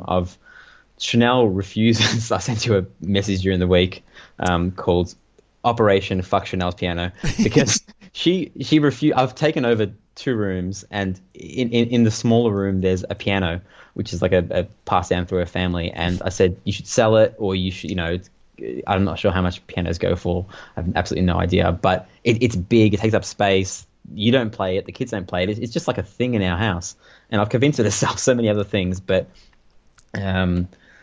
yeah, I basically got 2 pinball machines in front of there now. I So know. You can't get to the pinball. you can't get to the piano, but it's still there. So I think that's a happy medium between both of our requirements. So once the Shadow comes, that's 14 pinball machines in my house. Wow. So just maybe we need a listener to, because I can't be bothered re-listening to these things, but maybe you can tell me. 3 machines this week. How many did you bought? 2 last week. How many the week before? Well, the Family Guy one wasn't that was just a swap. So it's when the Shadow comes, it'll be 5 new pinball machines into the house within like 4 or 5 days. Wow, you really do have a problem. I do have a problem. So, and I mean, the Whitewater and the Demo Man came today, and they do need a bit of work. They're not, I mean, all of them need work. The Circus Voltaire had so many little fixes, and the Twilight Zone, I spent like hours cleaning that and tweaking it. I mean, the ball would just shoot out of the auto plunger like during multi-ball and just go straight down the middle. I don't know, bit of a nightmare, but it's good. And I've got another exclusive interview to play, Marty. Oh no! So this is this is after the first day that my little kid V played Circus Voltaire and Twilight Zone. She's playing Twilight Zone for the first time. Okay. Hey V, how you going? Good. You got 2 new pinball machines today? Yep. What are they? 6 Voltaire and Twilight Zone. Which one's your favourite? 6 Voltaire. Why is that? It's colourful? Yeah? Yes. We've had it before, right? This is our second time? Yep. Did you get to join the circus? Almost. We were close. We were close. We were just meeting the members, weren't we? Yep. And what's the white ball that comes out of the Twilight Zone? Do you remember what it's called? No. Powerball. And what does the machine say when you get it? Give it back! You like that bit? Yes? Yes. Guess what? On Monday, we're getting 3 more pinball machines. Yeah, and I know one of them's Whitewater. You know what the other ones are? Demolition Man. What is that? It's where you demolish a man. And the other one is the Shadow. Ooh, Spooky, yeah, very Yeah, spooky. no one Alright, cares about that later, one. Bye, everyone in the whole entire world that's watching this. You're saying hi to about 10 people, She knows now. She's getting those feelings. She's famous now. Oh god. It's funny. She goes, "What's Demolition Man?" I said, "You demolish a man." And she said, "What's demolish?" I just love She that. loves that. She was playing with the triggers today. She's like, "This is the coolest thing ever!" Like, it's a new thing. It's a new gimmick. But I just love that her reaction is the same as an adult's reaction. I just got a demolition man. Oh, okay. What? What's that? I just got a shadow. Oh, okay. Well, she's as soon as they make hilarious. a My Little Ponies pinball, I'll be all over that. That's pretty much it for me this week. So is it over to the mailbag then? Over to the mailbag. It is the mailbag, and we're going to start with Aaron from WA, Southwest WA. He says, lads, the show is bang on. I'm really impressed that you guys can talk for 2 hours and everything is so informative, fresh. I was about to say, informative, fresh, and fun every week. I think informative somewhat, fresh, I'm not so sure. Fun, maybe. I think we compensate for the lack of information with fun. Yeah. It says, I've had pinballs for a while, but I've just jumped into buying a few machines to put on site in my area due to a lack of public machines. Things are going well with a couple more pubs and breweries jumping on board and lining up a couple more 90s machines to fill the demand. So any stories about running machines on site would be great. I also like all the competition talk as well. Fuck it, I like it all. Spoken like a true Aussie. Aaron, you're amazing. But here we go. He's got a question for us. You ready? He said, here's an idea for you, but you also have to have listener input. What would be your ideal Aussie-themed pinball machine? Hypothetically, if you could have any Aussie-themed pinball machine, what could it be? And he said, here's mine since you asked. Pretty sure we didn't, Aaron. But whilst we're here, he says, the Great Emu Wars. Imagine the art, the RPG, the sounds. Choose a side. So, I think if you can look up... Do people in the US know what an emu is? I don't know whether they do. It's like an ostrich, but cooler. The biggest bird in the world, right? Oh, I think isn't the ostrich bigger? It's one of those big birds that doesn't fly. Yeah. But if you look up Emu War, if you go to Wikipedia and just type in Emu Space War, yeah, we'll do it in the show notes. Then you can look at the Emu War. I've had a look. It's a bit creepy, but I think calling our listeners creeps. Come on, I'm mate. not saying he's creepy. I'm saying the Emu War is creepy stuff. No, everyone go and have a look at Emu War and see what he's talking about. I think that's fun that I didn't know of this, but now I do. But back to the big question, Ryan. Yes. Which is, if you could pick an Aussie theme for a pinball machine, and all our friends overseas that know very little about us and think that we all have koalas for pets and kangaroos are down in the main streets, write into us. They are, aren't they? They are, which of course, it happens all the time. Write into us and give us what you think would be a good Aussie theme. But I'm going to go over to you, Ryan. What do you think would make a good Aussie theme? I mean, Australia's famous for, Not much. not much. We don't have much of a culture except for just being bogans and just... So I'm going to go for, like, a doll bludger theme, right? A doll bludger is basically someone who's rorting the public... help me out, Marty. The public welfare system. So they don't actually work. So when you get welfare payments, it's called getting the dole, DOLE in Australia, and a doll bludger is somebody that does nothing. So yeah, they basically pretend to apply for jobs that they can't get, so they just keep on basically, they're getting funded by hardworking Australians, and there's a lot of kind of subcultures and funny TV shows that that feed off that, like Fat Pizza. I'm not sure if anyone has watched that in the US, but also the Siggy Butt Brain. Have you heard about the Siggy Butt Brain thing? No, what the hell's this? After the show, go to YouTube, and anyone who's listening now, pause the show, go to YouTube and type in Siggy, as in CIGGI. Is that how you spell Siggy? Yeah. Siggy Butt Brain, and it's the, if you can last through, like, I think it's like a 2 or 3 minute video. Okay. Guy. CIGGY BUTT Brain. Siggy Butt Brain. It's on YouTube. Yeah, watch that, and okay. So it's basically just a doll bludger pinball theme where you just got whinging Aussies just. That's the best I can come up with in 2 minutes, Marty. Over to you. So I think probably for our overseas listeners, you'd probably say like trailer park trash. Is that what probably would be the equivalent of that? Well, not really, because trailer park people have to live mainly away from society because they're in a trailer park. But in Australia, we've got commission housing, like in the city and in like Richmond and they're amongst us, right? That we've got a lot of people in Australia and all different folks. So for mine, and I'm going to help. Let's collaborate on my ideas, right? Okay. So, if you think about machines that have come out recently, let's talk about what sort of themes they've been. They've either been rock bands, Marvel, yeah, rock bands, superheroes, yep, TV shows. Is what that TV really shows it? have been? Walking Dead, Game of Thrones. Okay. Yeah. Yep. Yeah. Got Sorry. two. Don't I mean, forget CSI and 24. that's right. Like I'm making it sound like there's this long history of TV shows that have made good pinball machines. There's only two. So if I could think of, let's talk about Aussie rock bands. We've obviously got AC/DC, right? So we can't do AC/DC again.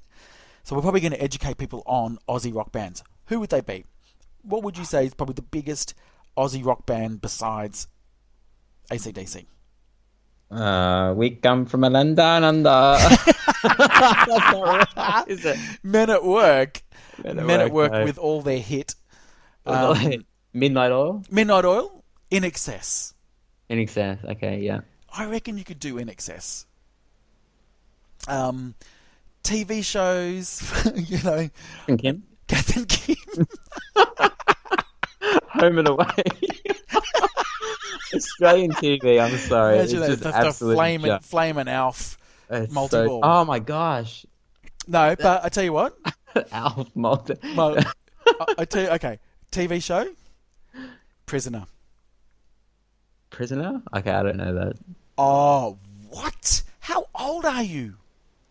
32. Oh my god! So Prisoner, or I think it was known overseas as Cell Block H. It got, you know, one of the characters in this TV show was called Vinegar Tits.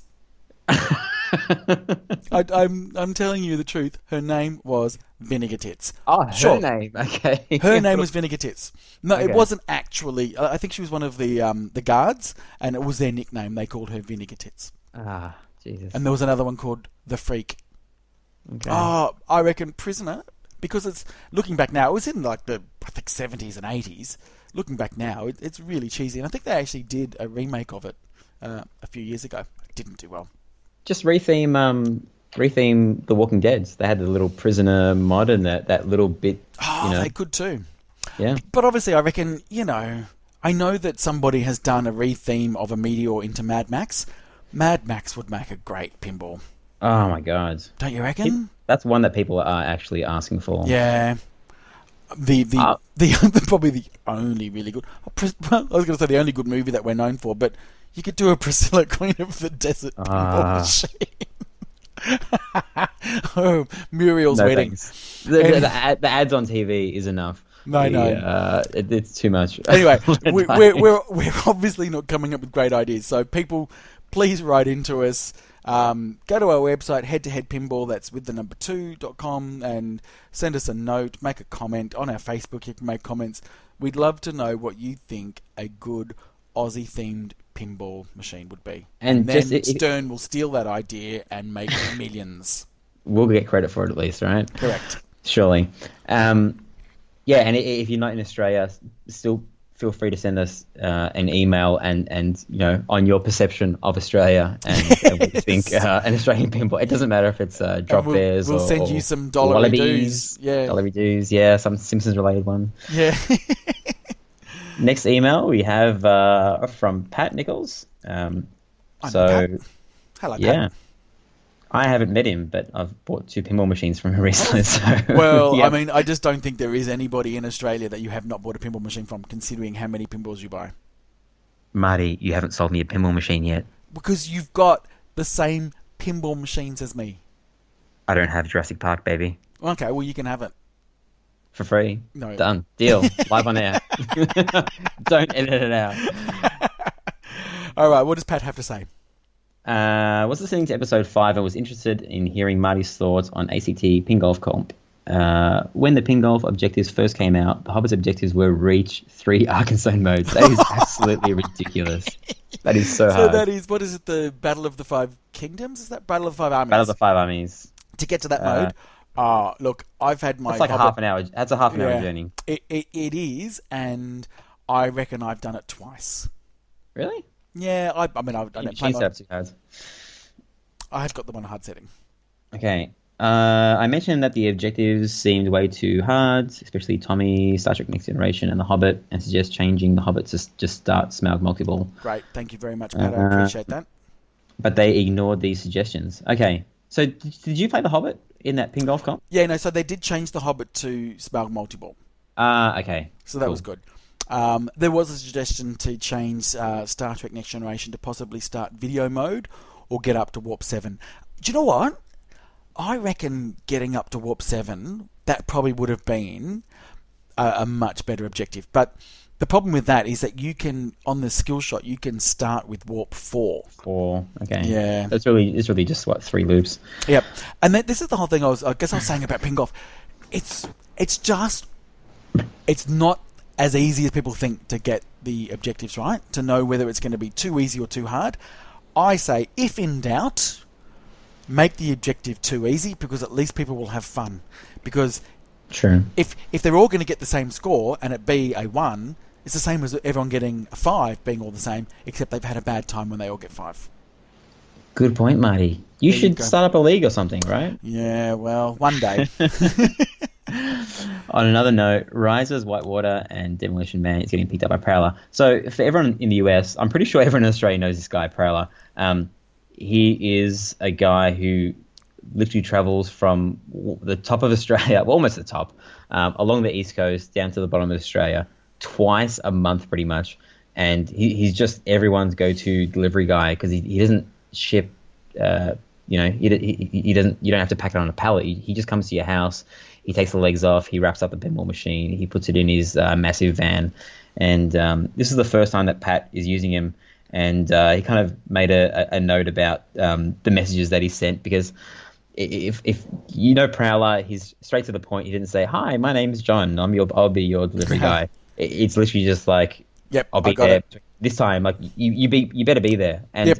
I don't think he can be any other way, because he's literally a one-man show. Yeah, and he's picking up. Can you try delivering stuff for a living? It's just an absolute nightmare to get people to be there at a certain time. So he can't ask people, "When would you like me to come?" He just has to, "This is the time I can come." Be there, and then if you can't, he'll sort it out. Anyways, keep up the good work, guys. I'll be coming down to Melbourne for the Melbourne Match Play Comp in November with PJ. Hi, Paul Jones. And his son Logan, Mark Bell, Cardini, Doug, and Dijan. Yeah, so there's a big contingency coming down for that. I'm going to miss some of that because I've got my wife's birthday on that day, but I can't wait to meet these guys. They're all part of the Aussie Arcade community, and they're part of the tournament scene, which I'm not really part of, but it'd be fun down. That's happening at the Golden Fleece. I'm not sure if he plugged it yet. It is November the 11th. I know the date because of my wife's birthday. It's November the 11th, and I think it starts either a day before that and goes the day after, maybe. It's a 3-day event. Yeah, and there'll be a lot of pinball machines there, so it's a really good venue for this. So we'll put it through its paces. We'll plug it properly closer to its date. Yeah, when we get a list of all the machines, because that will get everybody excited. Yeah. Okay, so the next email is from Mick, and I will say that you called him Mike, but anyway. This is Mick. This is actually Mick from... This is not Mick on the Stick, is it? This is Mick from... No, this is Mick from the Pinball Party Bus. So, hi guys, was great to chat with Ryan last week at the Donut Fest. Been listening to the last couple of podcasts and loving it. Thanks for the mentions about the bus, and glad you liked it, Ryan. We'll be at a few parties over the next couple of weeks, but we'll also be a part of the Father's Day Classic Car and Bike Show in Ackland Street on the 3rd of September. Everybody, that is the Father's Day Classic Car and Bike Show in Ackland Street, which is in St Kilda. We'll be situated just behind Luna Park in Shakespeare Grove. Small cost to play, but mainly there to spread the word about our love of pinballs. Look forward to being on the show one day and chatting with both of you. Dion will be doing most of the talking, I reckon. Cheers, Mick. Okay, 3rd of September. When's that? That's this weekend, isn't it? Yeah. Ooh, yes, it is. Yes. Just wondering if that's enough time for everybody to get down there. The head-to-head official sanctioned event. Everybody go down to the Pinball Party Bus on the 3rd of September behind Luna Park. I might go down. I'd be really keen to go and say hi to Mick and Dion and see what it's all about. Cool. Hey, Marty. Yes. You've forgotten an email, and I can't find it, and we're totally not going to edit this. I had it in my show notes, but then I deleted it because I thought you'd check. There was a guy in the US who emailed about the US equivalent of the Pinball Party Bus, and it was like a pinball train. Did you see that email? No, but I saw someone was saying that there's some. Do you know what? Someone was saying in Germany. Somebody in Germany, Hijack, who watches my pinball stream, that is Melbourne Silverball League. He said that Germany's getting a pinball truck. It's just everyone's just one-upping each other. The truck, the train. What's next? Absolutely. Pinball plane. join the Mile High Club while you play pinball. Well, do you know what? The funny thing is, when I was streaming last week and I was talking to Bruce from the Slam Tilt podcast, one of only a few people that watch my stream, it was a couple of hours. I think it was the night before the big 700 US Powerball was about to go off, which in Australian terms was $886 million. And I promised him that if I won that $886 million, I would buy a jet and turn it into a pinball jet. And not only that, I would get that pinball jet and I would fly that over to America and pick up Ron and Bruce and fly them over to Australia. True story. True story. But here we go. Clearly I didn't read it. I found it. It was a comment on our actual website. There's so many different ways of contacting us that it's quite overwhelming to get it all together when it comes time to do the show. It's from Keith Humphrey from the US. Is this our first? No, we've got an email from someone from the US before. I'm sure we have. Hey, listening to your discussion on episode 5 about the pinball party bus, it reminded me of when I rode the Strasbourg Railroad with Pindolino car coming back from Replay FX 2015 with my nephew. Pinballs were definitely rocking side to side, and this thing was steaming down the tracks. But it's a lot of fun and something I'll always remember. Not sure if that particular car is still running, but you should check it out. So yeah, Google the Strasbourg, Strasburg Railroad. Strasbourg. I looked it up. It looks cool. It's a bunch of they're not newer pinball machines, but it looks fun. Okay. Well, I missed that message completely. So good to have people. Yes, it's hidden between all the spam comments. I'm not sure if you can get in those emails, but yeah.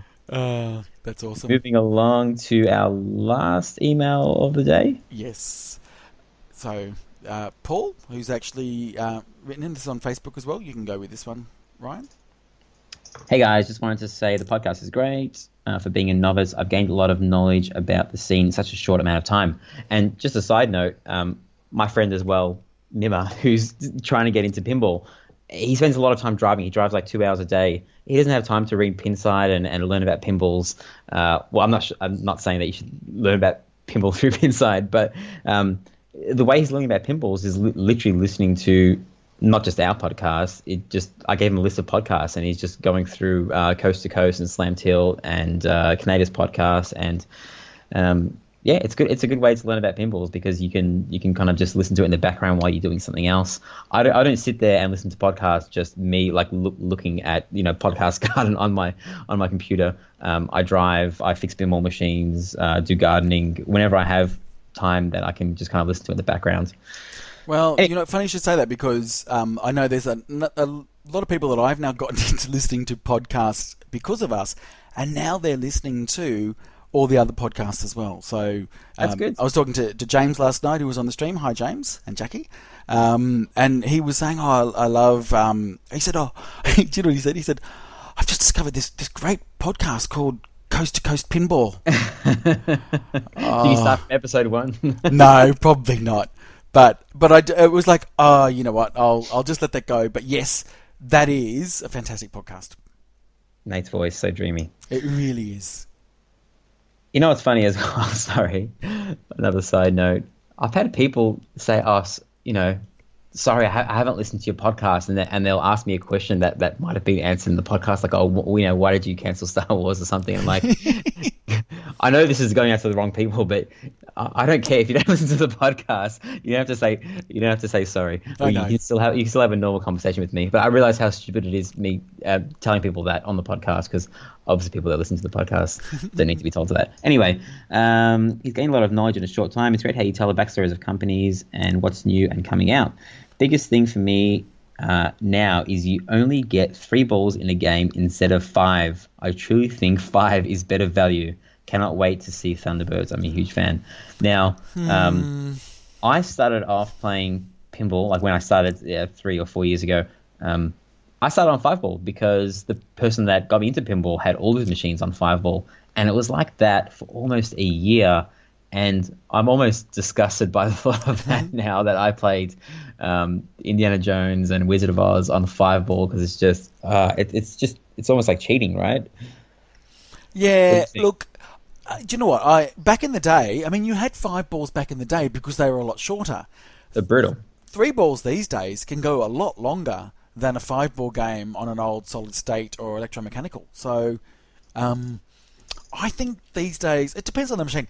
Tron, for example, depending on the machine, can be very quick, or it can be a reasonable ball time. Hobbit, unless you make it really tough, can go forever. Games like, we've talked about Simpsons Pinball Party can be a long player. Lord of the Rings can be a long player. Game of Thrones can be a long player as well. I think 3 balls is about right at the moment because they've made games go a bit longer. Yeah, as you keep on playing pinball, Paul, your skill levels will increase eventually. It's inevitable. People don't usually get worse at playing pinball unless their eyesight's going and their reflexes are going in their 50s and 60s and beyond. But I mean, one tip if you want to get better value out of your money is learn how to get extra balls on these machines, because some of the games, if they're like The Hobbit, you can get so many extra balls on The Hobbit and Wizard of Oz and Simpsons Pinball Party and even like Ghostbusters. Learn how to exploit that part of the game, and that'll make your game times longer. Yeah, and also don't forget, a lot of the more recent games have got ball save on them, whereas, the likes of Twilight Zone, and I remember when it was first at Bartronica, everyone was like, oh, fantastic, Twilight Zone, but there's no ball save, so people would lose their balls immediately and go, oh, well, that wasn't fun. Yeah, well, that's because they didn't have ball save back then. Now they do. My Twilight Zone came with ball save, and I'm like, how's he doing this? Yeah, it's later on.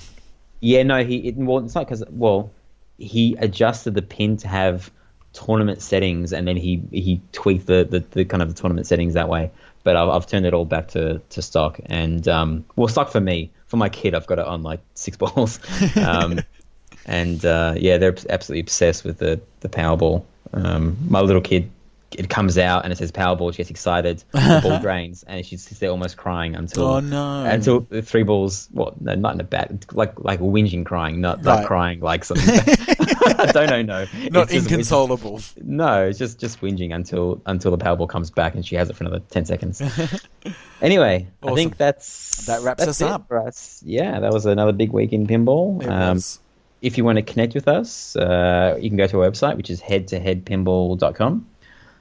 Facebook, Head2Head, just search for Head2Head Pinball. We're on Twitter, H2H Pinball. I posted a picture on Instagram. Did you see that today, Marty? Did you?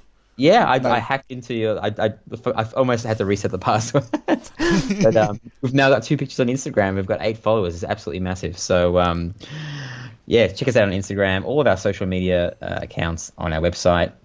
Please subscribe to us. If you don't want to... We record every Monday night in Australia, and we release the episode that night. So every Monday or Tuesday morning, if you're in Australia and you go to bed early, you can expect an episode from us. We're trying to be as consistent as possible. If you subscribe to us through iTunes or on your Android phone, you don't need to do anything. You just you wake up, or your phone goes ding, and you've got a new episode from us. So that's the best way to keep up to date, instead of checking back all the time, because one day you will forget about us. But if you subscribe to us, we will get those listens, and it will fulfill our lives, won't it, Marty? It has always been my dream to do a podcast pinball-related styles with a Z. Well, there we go. So, have you got something to sing us out for this week? No, I've totally forgot about that because I didn't do it last week. So I think have we broken the cycle now? I think that bit is done.